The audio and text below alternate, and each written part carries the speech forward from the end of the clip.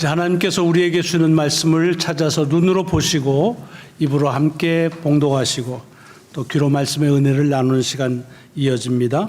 오늘 말씀은 요한복음 10장 19절로 21절의 말씀입니다. 요한복음을 통해서 은혜 받는, 은혜를 함께 나누는 63번째 주일 요한복음 10장 19절로 21절까지의 말씀입니다. 우리 함께 세 절인데 같이 봉독을 하시겠습니다. 19절입니다. 시작. 이 말씀으로 말미암아 유대인 중에 다시 분쟁이 일어나니 그 중에 많은 사람이 말하되 그가 귀신 들려 미쳤거늘 어찌하여 그 말을 듣느냐 하며 어떤 사람은 말하되 이 말은 귀신 들린 자의 말이 아니라 귀신이 맹인의 눈을 뜨게 할 수 있느냐 하더라. 아멘, 아멘. 봉독한 하나님의 말씀을 통해서 여러분의 삶에 이 말씀이 능력으로 한 주간 인도하여 주시기를 먼저 주의 이름으로 축원합니다. 오늘 본문의 말씀의 시작을 보면 이렇게 시작이 되죠. 이 말씀으로 말미암아 유대인 중에 다시 분쟁이 일어났다라고 되어 있습니다. 어떤 말씀 때문에 분쟁이 일어났는데 그 말씀이 어떤 말씀인가 하는 걸 알기 위해서는 오늘 본문보다 조금 더 위의 말씀을 유추해서 봐야 될 필요가 있겠죠. 지난주에 우리가 함께 나눴던 말씀이 아마 그 말씀이 아닌가 싶습니다. 오늘 10장 17절과 18절의 말씀을 그래서 제가 다시 보겠습니다. 내가 내 목숨을 버리는 것은 그것을 내가 다시 얻기 위함이니 이로 말미암아 아버지께서 나를 사랑하시느니라. 이를 내게서 빼앗는 자가 있는 것이 아니라 내가 스스로 버리노라. 나는 버릴 권세도 있고 다시 얻을 권세도 있으니 이 계명은 내 아버지에게서 받았노라 하시니라. 이 말씀인데 이 말씀이 조금 부언을 드리자고 한다면 이제 주님께서 이 땅에 오신 것은 하나님의 백성을 위해서 당신의 목숨을 버리기 위해서 오셨다. 하나님의 백성들을 살리기 위해서 당신이 죽으러 오셨다는 말씀입니다. 자, 그런데 그렇게 당신이 목숨을 버리는 일이 누군가 자기의 목숨을 빼앗았기 때문에 할 수 없이 죽는 것이 아니라 스스로 하신 일인데 그 스스로라는 말도 사실은 그렇게 자기가 할 수 있는 이유는 뭐냐? 그것은 하나님의 말씀에 그 명령에 순종했기 때문인데 그 하나님이 누구시냐 하면 죽기도 하는 권세도 가지고 다시 살리시는 권세도 가진 그분, 그 하나님 아버지의 명령에 순종하는 것뿐이다 라고 하는 것을 말씀을 드렸습니다. 그래서 그렇게 하나님의 말씀에 순종하기 때문에 하나님은 주님을 사랑하신다 라고 하는 고백이 그 말씀 속에 담겨져 있습니다. 그래서 혹시 기억이 나시는지 모르겠지만 신앙생활이라고 하는 건 내가 다른 사람이 안 하는 걸 좀 더 하고 또는 다른 사람이 싫어하는 일을 기쁘게 하는 그런 일도 있지만 결국은 내가 원든 원치 않든 하나님께서 내게 하신 말씀을 내게 주시는 명령이라고 듣고 그 명령에 순종하는 것이 하나님을 기쁘시게 하는 일이다 라고 하는 말씀을 같이 나눴습니다. 왜냐하면 우리는 너무 우리 자신이 내가 하고자 하는 일이나 하고 싶지 않은 일들에 대한 기준을 우리의 선호도, 우리의 어떤 취향 그런 것들에 많이 기준을 삼고 있는데 주님께서 이 땅에 오신 것이나 목숨을 버리시는 일은 주님이 좋아서 하거나 취향이라서 하신 것이 아니라 하나님 아버지께서 그리하라 명하셨고 그것이 당신에게는 좋든 싫든 하나님의 명령이시기 때문에 그대로 한 것을 하나님은 기뻐하시고 사랑하셨다. 그러니 신앙의 여정에서 너무 우리가 좋고 싫고 하는 것, 하고 싶고 하기 싫은 것에 너무 편중되지 말고 하나님의 말씀을 내게 주시는 명령으로 알고 그 명령에 순종하는 삶을 살자 하는 말씀을 드렸습니다. 자, 이것이 우리에겐 귀중한 교훈이 되지요. 도전이 되지 않습니까? 제게는 그렇게 들렸습니다. 그런데 그 말을 통해서 이 말씀 때문에 유대인들에게는 분쟁이 일어났다는 얘기입니다. 그러면 분쟁이 일어났다는 말은 무슨 소리냐면 왈가왈부했다는 얘기죠. 그래서 오늘 본문에 보면 어떤 분쟁이 일어났느냐 하면 주님은 도대체 귀신 들려 미친 사람이다. 저 사람은 귀신 들려 미쳤으니까 그 사람 말은 들을 필요가 없다라고 하는 사람들이 많고, 또 그 중에는 에이, 미친 사람이라고 하면 어떻게 나면서부터 소경된 자를 고칠 수 있느냐? 그건 말이 안 된다. 그러니까 미친 사람은 아니다 라고 하는 것으로 그들 가운데에서 분쟁이 일어났다라고 하는 말씀입니다. 그 속에서 이제 갈라졌다는 얘기지요. 여러분, 그런데 오늘 본문에 보면 거기에 의도적으로 다시 분쟁이 일어났다는 말이 있습니다. 다시라는 말은 언제 쓰나요? 반복했다는 말이지요. 사실은 유대인들이 주님의 말씀을 듣고 의견이 엇갈리는 분쟁이 일어난 것이 지금이 처음이 아니라 또 그랬던 적이 많이 있다는 얘기입니다. 오늘 요한복음 10장의 말씀을 저희들이 보는데, 그래서 1장부터 다시 이렇게 보니까 여러 차례 이런 분쟁 또는 여러 가지 쟁론들이 있었던 것을 볼 수가 있습니다. 혹시 기억하시는지요? 요한복음 6장을 보시면 거기에 소위 오병이어의 기적을 행하시잖아요. 그리고 그 기적을 행하신 다음에 그것을 행하신 그 목적에 대해서 아주 분명한 말씀을 하십니다. 그 말씀이 6장 51절부터 있는데 이렇게 돼 있죠. 나는 하늘에서 내려온 살아있는 떡이니 사람이 이 떡을 먹으면 영생하리라. 내가 줄 떡은 곧 세상의 생명을 위한 내 살이라 라고 말씀을 했다는 거예요. 그랬더니 유대인들이 서로 다투어 이르되 이 사람이 어찌 능히 자기 살을 우리에게 주어 먹게 하겠느냐 하는 것 가지고 서로 말다툼이 일어났다, 분쟁이 일어났다는 말씀이 있습니다. 그리고 7장, 그 다음 장에 보면 초막절에 예루살렘에 올라가셔서 주님께서 여러 가지 말씀을 가르치십니다. 근데 그 말씀을 듣고 나서 그 중에 유대인들 가운데 어떤 사람은 야, 들어보니 이 사람은 정말 참 선지자다 라고 말하는 사람이 있는가 하면 한쪽에서는 무언 소리를 하는 거야. 선지자는 무슨 선지자? 선지자는 나사렛에서 나질 않아. 선지자는 베들레헴에서 나. 근데 이 사람은 나사렛 출신 아니야. 근데 무슨 선지자래? 라고 하는 얘기 가운데 무리 중에서 쟁론이 일어났다라고 되어 있습니다. 그게 끝이 아닙니다. 오늘 10장의 바로 전장인 9장에 보면 우리가 아는 대로 나면서부터 맹인된 사람을 고치시잖아요. 그런데 하필 그날이 공교롭게 안식일이었습니다. 그래서 유대인들 가운데는 의견이 갈라지는 거예요. 이 사람이 안식일을 해야 되는 걸 하지 말아야 될 것을 했으니까, 안식일을 범했으니까 이 사람은 죄인이다 라고 주님을 정죄하는 사람들이 있는가 하면 에이, 죄인은 무슨 죄인이야. 아니, 죄인이라면 그렇게 나면서부터 맹인된 자를 고칠 수 있겠어? 라고 하는, 그렇게 해서 분쟁이 일어났다는 언급이 있습니다. 오늘 여기 10장에서도 이렇게 순차적으로 봐도 거의 4-5번에 걸쳐 있고 이런 분쟁은 계속됩니다.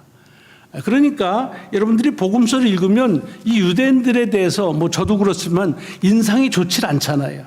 그냥 주님이 뭐라고만 하면 그냥 대들고 반론하고 반대하고 이렇게 헐뜯으려고 하는 그런 사람들이 유대인이에요. 그런데 우리가 가만히 얼핏 생각하면 이런 주님을 반대하는 일에 있어서 유대인들은 다 하나가 돼가지고 누가 저 사람 이래 그러면 맞아 라고 하면서 다 한 의견을 가지고 주님한테 반대한 것 같이 들리는데, 실상 이렇게 말씀들을 놓고 이렇게 헤아려 보면 그렇지 않았다는 겁니다. 오히려 주님의 말씀 때문에 그들 속에 분쟁이 일어났다고 되어 있습니다. 분쟁이 뭔가요? 분쟁이라고 하는 건 같은 사건을 다르게 보는 관점 때문에 서로 간에 충돌하고 또는 그 속에 긴장관계가 있고 급기야는 싸움을 하기도 하지요.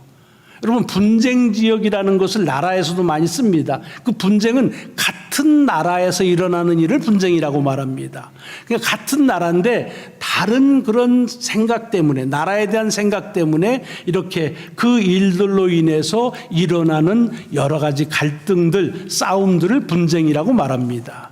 다시 말하면 오늘 본문에 보면 주님께서 말씀하시는 그 말씀 때문에 유대인들 가운데 서로 간의 의견이 다르는 그래서 분쟁이 일어났다라고 하는 것을 지금 유심하게 우리에게 요한이 전한다는 것을 우리가 한번 이것을 깊이 생각해 볼 필요가 있기 때문에 그렇습니다. 왜냐하면 어떨 때 우리는 주님을 반대하는 사람들은 무조건 다 한 마음이 돼서 반대하는 것 같지만 그렇지 않다는 거예요. 그 예가 유대인인데 유대인들도 이렇게 반대하는 사람이 있는가 하면 그렇지 않은 사람들이 있었다고 하는 얘기입니다.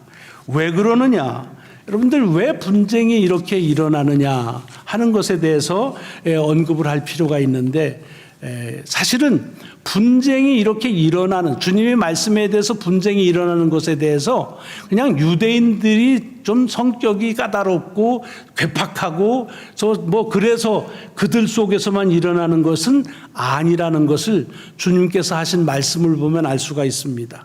누가복음 12장을 보면 주님께서 이 땅에 오신 목적에 대해서 얘기하는 것 가운데 이런 말씀을 하신 말씀이 있습니다.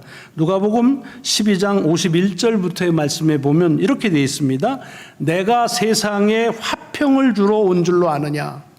여러분 우리는 다 주님이 화평을 가지고 오신 줄로 알잖아요. 그러니까 그때도 그렇게 다 알고 있었던 거예요.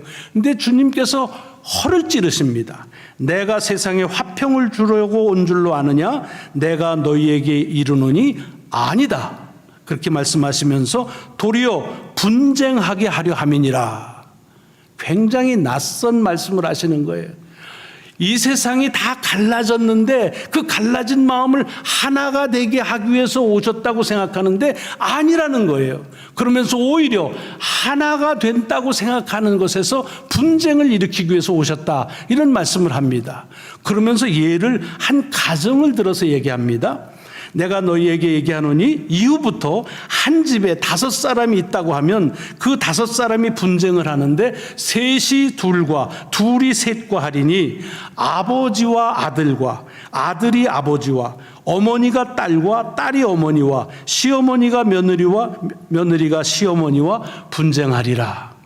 이 중에서 혹시 그럴 수도 있겠다 생각하는 건 시어머니하고 며느리가 분쟁하는 건 그럴 수 있지만 여기 아버지하고 아들, 어머니하고 딸이 분쟁한다는 말은 무슨 말일까? 오해하시면 안 돼요.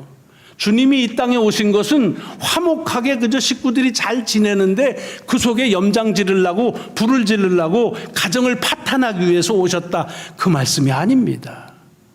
여러분 가정을 예로 드신 이유는 뭘까요? 가정의 식구들이라고 하는 것은 이 세상에 살면서 가장 뜻이 마음이 통하는 사람들입니다. 누가 뭐라고 그래도 가족의 식구들은 한 생각을 하는데 가장 가까운 사람들입니다. 왜? 같은 경험을 하고 같이 생활 터전에 사기 때문에 가족의 식구들은 그래도 나를 알고 그래서 가족 간에는 거의 뜻이 통합니다. 자, 그런데 주님께서 말씀하시는 거예요. 이 세상의 경험과 이 세상에서의 지식에 대해서는 누구보다도 같이 한 마음이 되고 한 생각이 되는 가족이라 할지라도 하나님 나라의 말씀에 대해서는 그렇지 않을 수 있다는 말입니다. 다시 말하자면 주님께서 이 땅에 오셔서 화평을 전하는 것이 아니라 분쟁을 전하러 왔다는 말씀은 무슨 뜻이냐? 그냥 파탄 일으키려고 오셨다는 말이 아니라 주님께서 오셔서 하신 말씀이 어떤 말씀입니까? 하나님 나라의 말씀입니다. 하나님의 말씀입니다. 하늘나라에 행하시는 역사를 이 땅에서 행하신 것입니다. 그러니까 이 땅에서만 사는 사람들은 하나님의 나라를 가본 적이 없습니다. 여러분 하나님 나라 가보셨습니까? 가본 적이 없어요. 이것은 우리만이 아닙니다. 이 땅에 사는 누구도 하나님 나라를 가본 적이 없습니다. 그러니 가본 적이 없고 경험이 없는 그 이야기를 들으니 그것이 잘 이해가 되겠느냐는 말입니다. 하늘의 소리를 하늘을 한 번도 간 적이 없는 땅에서만 사는 사람들이 들으니까 그 말을 이해하기는 어렵다는 말입니다. 땅 속에서 사는 자들, 세상에서 사는 자들에게 하나님의 나라의 말씀을 하니까 그것이 그들에게 잘 받아들일 수 없고 받아들이지 못하는 걸 지나서 어떻습니까? 유대인들은 하나님 나라에 대해서는 누구에게도 못지않은 지식을 가지고 있다고 생각하죠. 하나님 나라는 누구보다도 더 기대한다고 그러죠. 그게 문제인 거예요.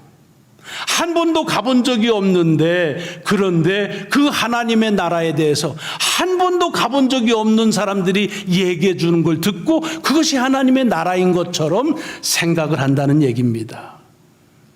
여러분들이 다니는 중고등학교 다니실 때는 어땠는지 모르지만 제가 다닐 때는 영어 선생님 중에 미국의 어학연수조차 다녀오신 분이 없습니다. 그래서 문법도 다 했는데 뭐가 제일 어려우냐면 지금 생각하니까 발음이 영 그랬어요. 그냥 How are you? 이런 쉬운 거는 되지만 다른 거 하면 참 어려워요. 저희 선배 가운데 영어를 그나마 홀로 독학을 하신 분이 있습니다. 독학을 하셨어요. 근데 그분이 제일 힘들어하는 게 영어 발음이었습니다. 그래서 타임 잡지가 나오는데 그걸 티메인 줄 알았대요. 그래서 티메지를 들고 다닌다. TIME를 그냥 이태리 발음으로 티메라고 했다는 얘기예요. 웃지 못할 일이지요. 근데 저희 고등학교 1학년 때 뉴질랜드에서 사시던 분이 영어 선생님으로 오셨습니다. 그러니까 이 발음을 하시는데 못 알아듣겠더라고요. 지금까지 선생님이 가르쳐준 발음하고 달라요. 그래서 우리가 불평했어요. 이 선생님은 도대체 발음을 알아들을 수가 없다. 그러니까 우리가 영어 공부를 하기가 어렵다. 얼마나 넌센스인가요? 네. 정작 영어권에서 살던 사람이 와서 영어를 하는데 영어권에 한 번도 가보지 못한 이가 하는 발음 때 익숙해 있기 때문에 그 발음이 틀린 줄 알았다니까요. 여러분, 저는 시골에서 자랐는데 시골에서요, 서울이 어떠냐라고 논쟁이 붙으면 누가 이겨요? 서울 안 가본 사람이 이겨요. 목청 큰 사람이. 왜? 들은 거하고 다르다는 거예요. 자기가 지금 가서 보고 왔는데도 그걸 전혀 보지 않은 사람이 이깁니다. 제가 몇 해 전인데 웨슬리 신학교에 패컬티들 그 부부 디너가 있었습니다. 크리스마스 즈음에서 한번 모이는데 갔어요. 가가지고 했더니 거기에 또 다른 어떤 그 부부가, 교수 부부가 있는데 그 사람도 교수 남편으로 왔어요. 내가 한국 사람이니까 굉장히 한국에 대해서 관심이 많다고 그러면서 이것저것 물어보는 거예요. 그러니까 제가 아는 대로 이렇게 대답을 해줬습니다. 그랬더니요, 이렇게 잘 듣더니 뭐라고 그러냐면 내가 뭘 잘못 알고 있대요. 한국에 대해서. 그래서 내가 한국에 갔다 왔냐 그랬더니 자기는 가본 적이 없대요. 근데 어떻게 하냐 그랬더니 자기 동생이 한국에 6개월을 가서 살고 왔는데 자기 동생이 얘기하는 거를 들었는데 나보고 네가 잘못 알고 있다 그러더라고요. 기가 막히죠? 어처구니가 없죠? 예. 그래서 내가 얘기했어. 나는 거기서 태어나고 30년이 넘게 거기서 살다가 왔다. 그런데도 막무가내예요. 모른다는 거예요. 내가 아는 건 틀렸다는 거예요. 여러분, 어쩌면 여기 있는 유대인들하고 그렇게 오버랩이 되는지요. 유대인들이 지금 그러는 거예요. 한 번도 가보지 않은 하나님의 나라에 대해서 말씀하시는데 자기들이 지금 가보지 않은 것을 알아서 들어서 아는 것이 그게 맞다 그러면서 저 사람 귀신 들려 미친 사람이야, 헛소리 하는 거야 라고 얘기를 하고 있다고 하는 얘기입니다. 여러분, 이것에 대해서 요한복음에서 가장 극명하고 자세하게 그렇게 설명해 주는 장이 요한복음 3장입니다.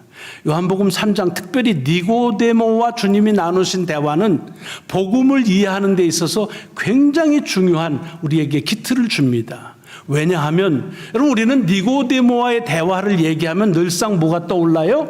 사람이 거듭나야 그래야 하나님 나라를 알 수 있다라고 해서 거듭나야 된다. 거듭나는 게 뭐냐? 성령님을 통해서 덧입어야 된다. 정신 차려야 된다. 이런 여러 가지 얘기를 합니다.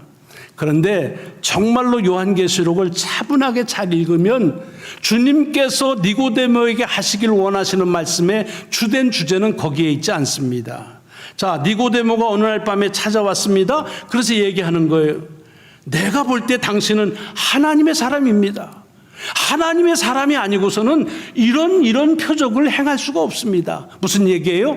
당신 주님께서 행하는 표적을 보니까, 그러니까 내가 아는 바대로 이런 표적을 행한다면 하나님의 사람이다, 하나님의 나라에서 온 사람이다 라고 얘기합니다. 그러면 그것에 대해서 주님께서 뭐라고 대답하셨습니까? You are right, 띵동댕, 맞았어, 다른 사람은 모르는데 당신은 아누만, 이렇게 얘기하지 않으셨습니다. 아주 썰렁하게 대답하셨죠. 뭐라고 했습니까? 그 말이 그 속에서 나오는 거예요. 사람이 거듭나지 아니하면 하나님의 나라를 볼 수 없다라고 말합니다. 이건 무슨 소리냐? 거듭나면 본다는 얘기인데, 그 거듭난다는 말에 다른 번역을 보면 뭐냐면 위에서 나면이라는 말이에요. 사람이 위에서 나지 아니하면 위의 것을 모른다. 하나님의 나라에서 나지 아니하면 하나님의 나라를 알 수가 없다는 얘기입니다. 그러니까 지금 내가 알고 있는 것도 하나님의 나라에 대한 모든 것이 아니라는 말씀을 하시는 거예요. 그러면서 이 세상에서 자라나고 이 세상의 경험을 하고 있는 이들 가운데 하나님의 나라를 경험한 이는 아무도 없다. 그래서 내가 하나님 나라에 와서 이렇게 하나님 나라의 말씀을 하는데도 내 말을 듣지를 않는다, 믿지를 않는다. 그러면서 뭐라 그러죠? 내가 하나님 나라에 대해서 가르치는 랍비라 할지라도 너는 하나님의 나라에 대해서 모른다 라고 말씀하십니다. 이건 대단히 중요한 도전입니다. 여러분, 하나님의 나라는 하나님의 나라를 경험한 자, 하나님의 나라에 온 자만이 알 수 있습니다. 한 말씀을 덧붙이시잖아요. 내가 이 땅에서 일어나는 일을 얘기해도 믿지 않는데 하늘나라에서 하는 얘기를 한다면 너희가 믿겠느냐? 믿지 않는다는 얘기입니다. 그런데 그러면 어떡하느냐? 할 수 없다, 그거로 끝나지 않죠? 주님께서 그래서 굉장히 중요한 말씀을 거기서 하십니다. 민수기 21장에 나오는 모세의 놋뱀 이야기를 아주 간략한 한 말씀으로 축조했지만 그 말씀을 가지고서 당신이 왜 이 땅에 오셨는지를 설명하십니다. 민수기 21장에 어떤 말씀이 있다고 그랬습니까? 모세가 광야에서 이스라엘 백성들을 이끌어 가는데 말을 듣질 않아요. 하나님 말씀에 순종하지 않으니까 어느 날 하나님께서 불뱀을 통해서 그들에게 징계를 내리십니다. 불뱀이 물어서 막 다치고 죽고 합니다. 그러니까 그제서야 다시 하나님 앞에 이제 다시 살려달라고 모세에게 와서 청하죠. 이 불뱀 좀 없애게 해달라고, 좀 간구해달라고, 우리가 말 잘 듣겠다고. 그래서 모세가 하나님께 그렇게 간구했더니 모세에게 뭐라고 그랬습니까? 네가 불뱀을 노수로 만들어서 높은 장대에 세우라. 그리고 그 장대를 바라보는, 그 놋뱀을 바라보는 자는 불뱀에 물렸어도 살 것이다 라고 말합니다. 여러분, 이게 만화 같은 얘기 같이 들리죠. 왜냐하면 놋뱀으로 만든 것을 본다고 어떻게 사람이 살 수가 있겠습니까? 여기에 주된 내용은 뭐냐? 그 놋뱀의 효력이 있다는 것이 아니라 말도 되지 않는 것 같은 하나님의 말씀인데 그 말씀대로 따르면 산다는 얘기입니다. 그래서 엄청난 결과가 일어나죠. 그 장대에 있는 놋뱀을 본 자마다 누구든지 다시 살아났다 라고 하는 이 사건을 얘기하십니다. 포인트는 뭐예요?